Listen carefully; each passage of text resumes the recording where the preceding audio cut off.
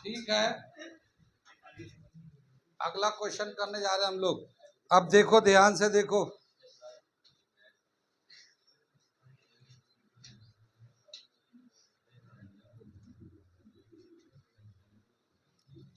एक सर्कल है, ठीक है, एक ट्रायंगल है। देखो ये ट्रायंगल बना रहे हैं, यहां से ये टेंजेंट है,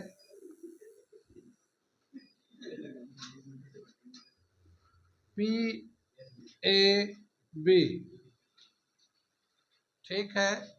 और यहां पे एक टेंजेंट ड्रॉ कर लेते हैं इस तरह से। यहाँ ए ले लो, यहाँ बी ले लो, यहाँ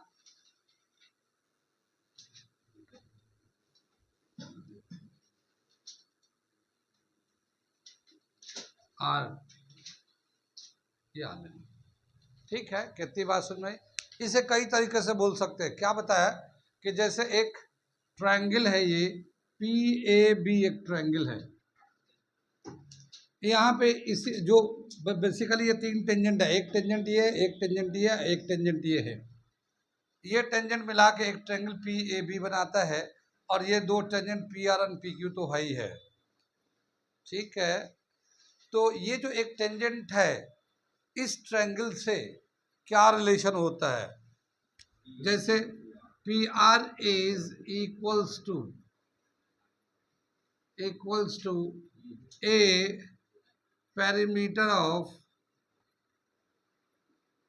ट्रायंगल पी ए बी, ठीक है। ट्रायंगल पी ए बी के बराबर है पी आर जो है।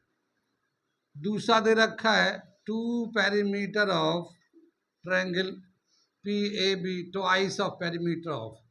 सी दे रखा है 3 times perimeter of triangle P A B, या फिर डी दे रखा है 1/2 perimeter of triangle P A B. इनमें से कौन सा रिलेशन सही है? क्या समझ में आई? ये दो टेंजेंट तो ऐसे ड्रॉ किया, एक टेंजेंट ये है, ये ट्रायंगल बन गया है। ये ट्रायंगल का जो पेरीमीटर है इस टेंजेंट के साथ कैसे रिलेट कर रहा है, ठीक है। पी आर जैसे एक टेंजेंट ले लिया, ये tangent perimeter of triangle A B C के बराबर है, twice of A B C के बराबर है पेरीमीटर ऑफ, या 3 टाइम्स है, या फिर हाफ है, ठीक है। कितनी बात समझ में आई? आगे चले, इसका आंसर है, कोई बता रहा है ये, ठीक है। इसका आंसर है डी, हाफ है। अब ये देखो कैसे हो गया, ये याद करने वाला सब सवाल है, कैसे हो गया ये देखते हैं। ये जो पेरीमीटर ऑफ ट्रायंगल है, perimeter of triangle P A B, कैसे लेंगे?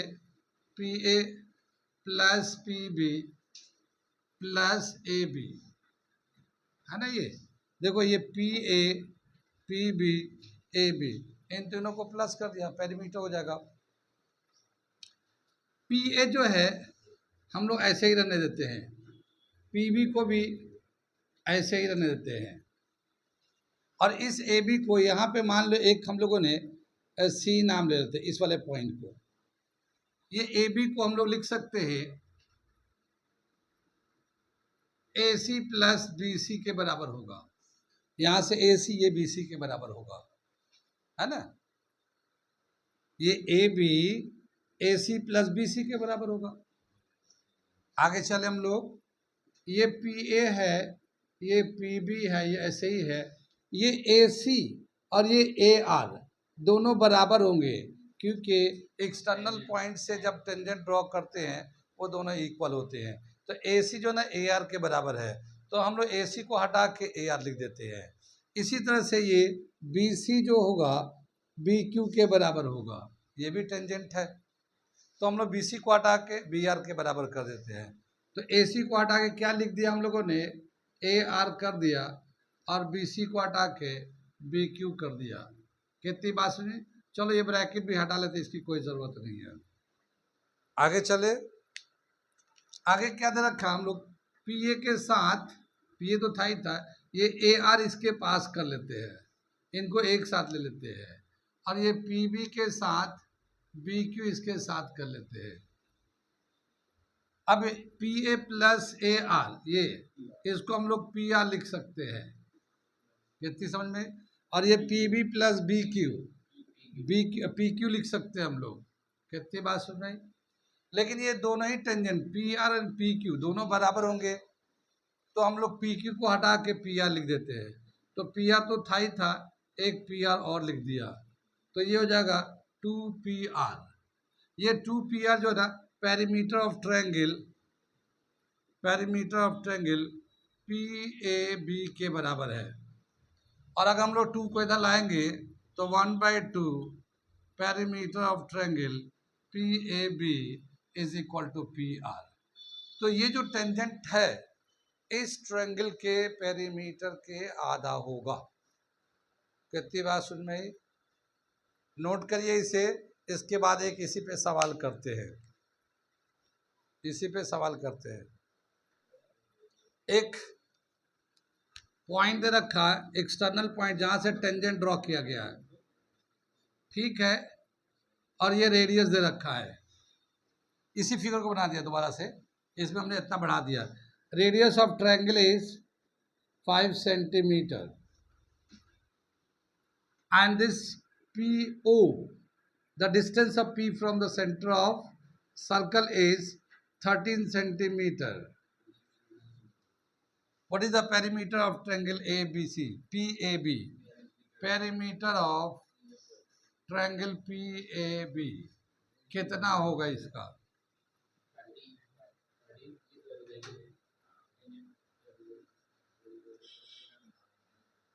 चॉइस लिख देते हैं हम लोग, 13 सेंटीमीटर, पहले तो ले लो 6.5 centimetre, B 13 centimetre, D C 18 centimetre, D 26 centimetre. ये 6 लगा दो, ये 12 लगा दो, ये 18 ठीक था, ये 24 लगा दो, 24 लगा दो। ये चॉइस हमने बदल दिया, 6, 12, 18, 24। कितना समझ में आया? ये आंसर होगा इसका 24। देखो पेरीमीटर जो है ट्वाइस ऑफ टेंजेंट के बराबर है, ट्वाइस ऑफ टेंजेंट के बराबर है। अब जाहिर है ये जो है 5 है और ये 13 है, तो यहाँ 90 का एंगल होता है तो हाइपोटेन्यूज है, तो ये वाला जो साइड होगा ये कितना हो जाएगा? 12 हो जाएगा। और ये टेंजेंट का डबल करेंगे तो पेरीमीटर के बराबर हो जाएगा। टेंजेंट का डबल करेंगे तो पेरीमीटर के बराबर होगा, तो आंसर हो जाएगा 24। कितनी बात सुन में आई? ये एक सवाल दे रखा था। इसी तरह से अगला एक सवाल दे रखे हम लोग बना रहे हैं, मिटा दे इसे।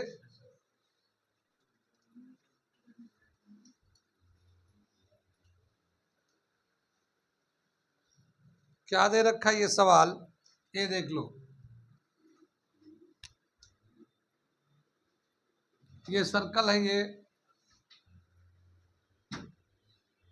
ये एक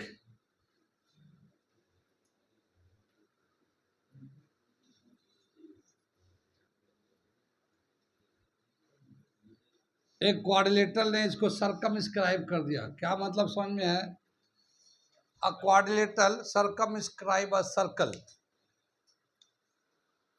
सरकम क्या हुआ, कोई बात हो गई? सरकमस्क्राइब अ सर्कल यानी ये जो क्वाड्रिलेटरल है इसके अंदर में ये सर्किल हो गया। तो इनमें से कौन सा रिलेशन सही है? ठीक है, इस वाले में which of the following is correct? Which of the following relation is correct? क्या दे रखा है? A B plus B C is equal to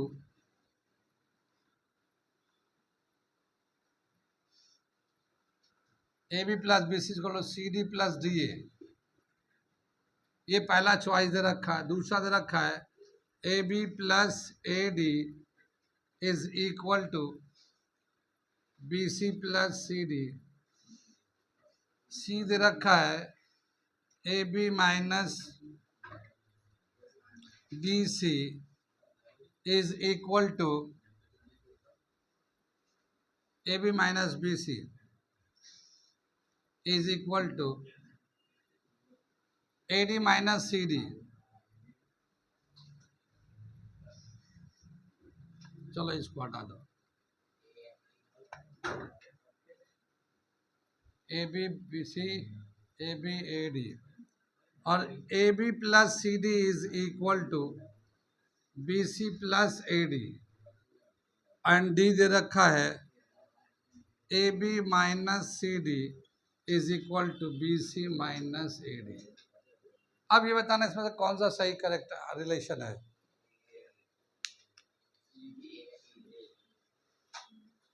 ठीक है, कौन सा करेक्ट रिलेशन है इसमें बताओ जरा सा। ए, और कोई कुछ बताएगा?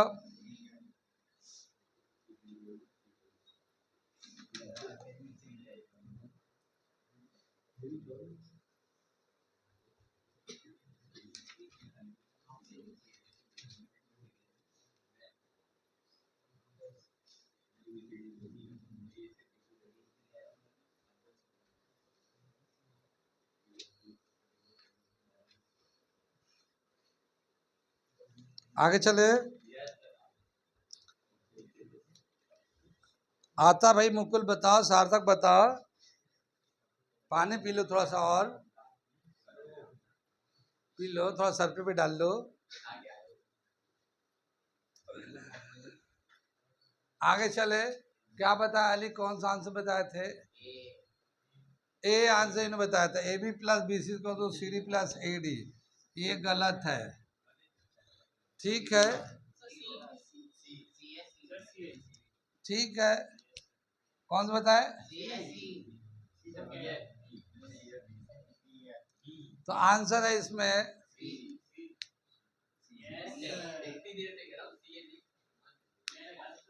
अब बता दो कैसे हो जाएगा ये। अब बता दो कैसे आया ये, कैसे कैसे याद रखोगे? प्रशांत बता रहे थे कुछ, हाँ बताइए।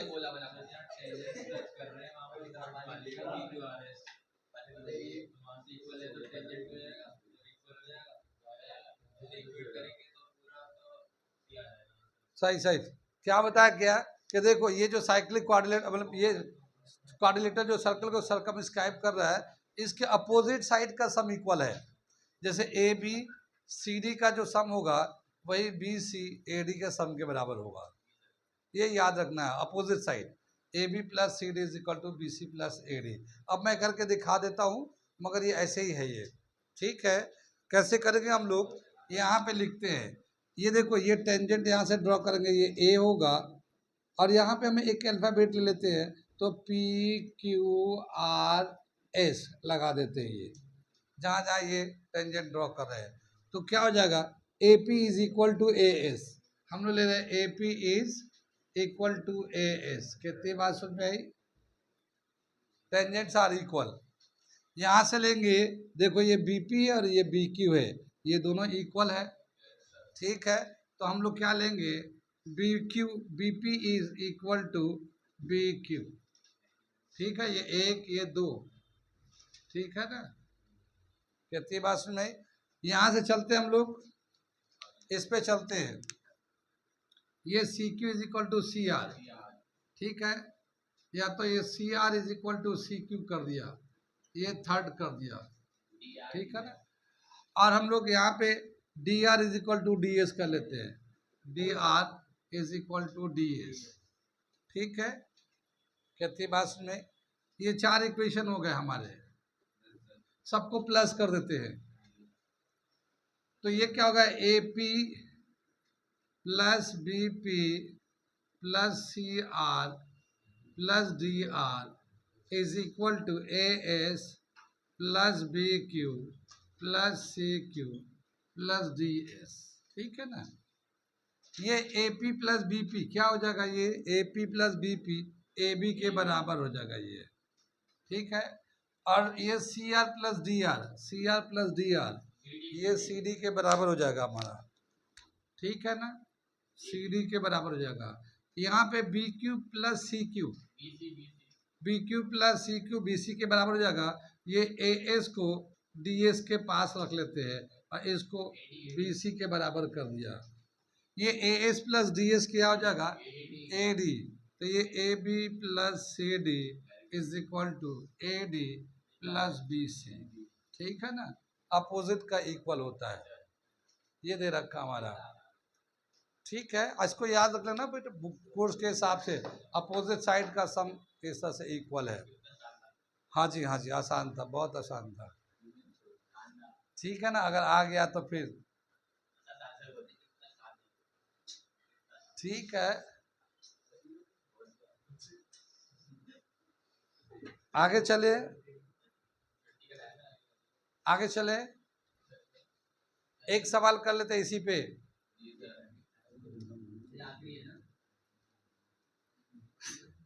मुकुल तुम भी क्या बैठे बैठे थक जा रहे हो, रमजानों में भी तुम थक रहे थे।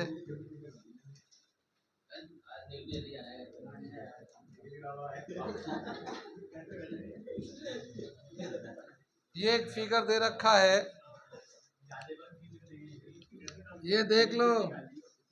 ए बी का A B is equal to 12, A B is equal to 12 है, B C is equal to 15 है and C D is equal to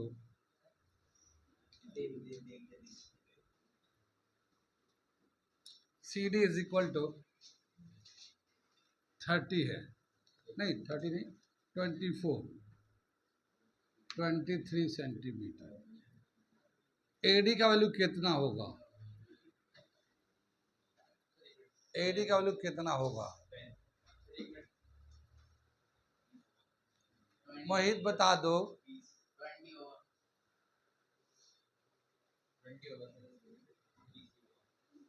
choice रखा है 5 सेंटीमीटर, 10 सेंटीमीटर, 15 सेंटीमीटर और फिर 20 सेंटीमीटर।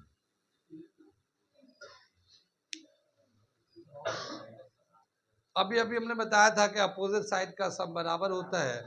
तो जब ये 12 है और ये 15 है और 23 है और इसका निकालना है, तो इन दोनों का सम कितना हो जाएगा, 12 plus 23 is equal to A D plus 15। ये आ जाएगा 35 minus 15 is equal to A D is equal to 20। तो डी आंसर हो जाएगा। कितना आसान सवाल है ये। बस एक सवाल आज के लिए बता देता हूँ, बाकी कल कराएंगे। एक सवाल बस, चलते चलते मिटा दे इसे।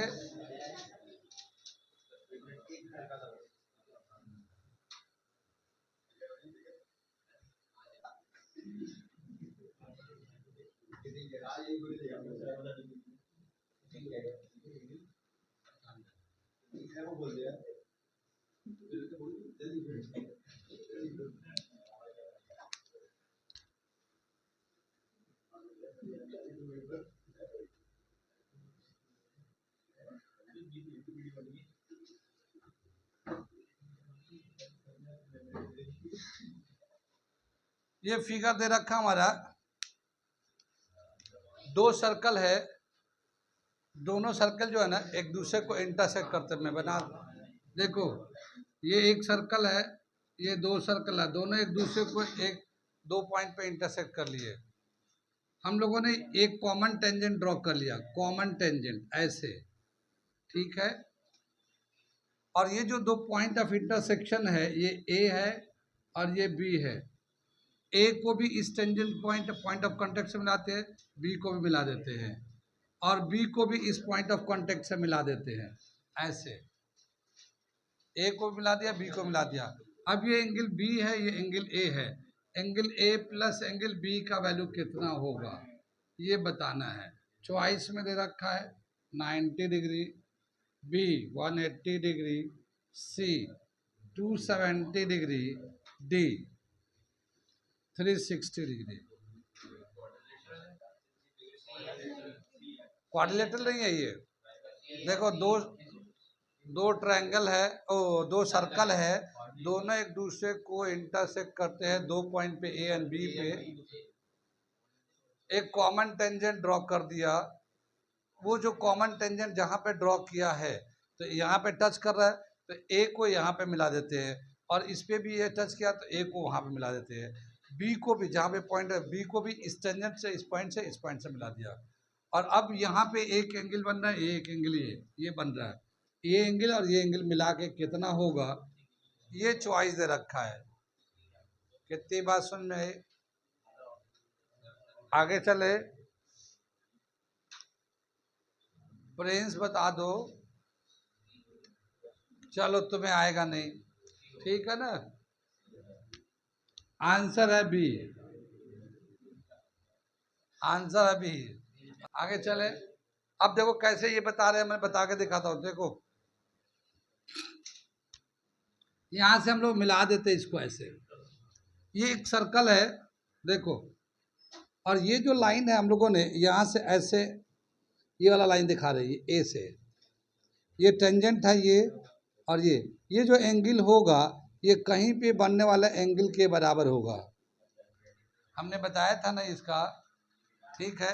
ये जो हमारा कॉर्ड के और एक्सटर्नल टेंजेंट के बीच में जो एंगल होता है, अंदर में कहीं पे भी एंगल बनेगा उसके बराबर होगा ये, ठीक है। अब हम लोग देखते ये वाला तो यहाँ ले लिया, अगर हम लोग यहाँ ले ले तो ये इसके बराबर भी होगा।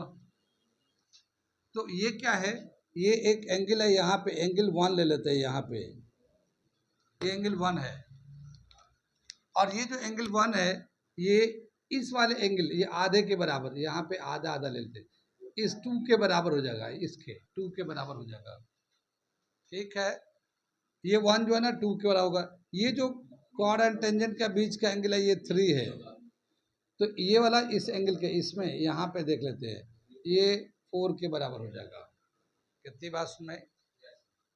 अब ये 1 3 और ये एंगल, ये एक ट्रायंगल बनाता है, angle 1 plus angle 3 plus angle A, ये ए है, मिलाएंगे तो 180 डिग्री हो जाएगा, ठीक है। क्योंकि ये ट्रायंगल का एंगल है, ये तीनों एंगल का सम एक ट्रायंगल में 180 होता है। 1 जो है ना 2 के बराबर है तो हम 1 को 2 से रिप्लेस कर दिया, 3 जो है ना 4 के बराबर है तो हम 4 से रिप्लेस कर देते हैं, एंगल ए को ऐसे ही रहने देते हैं, ठीक है।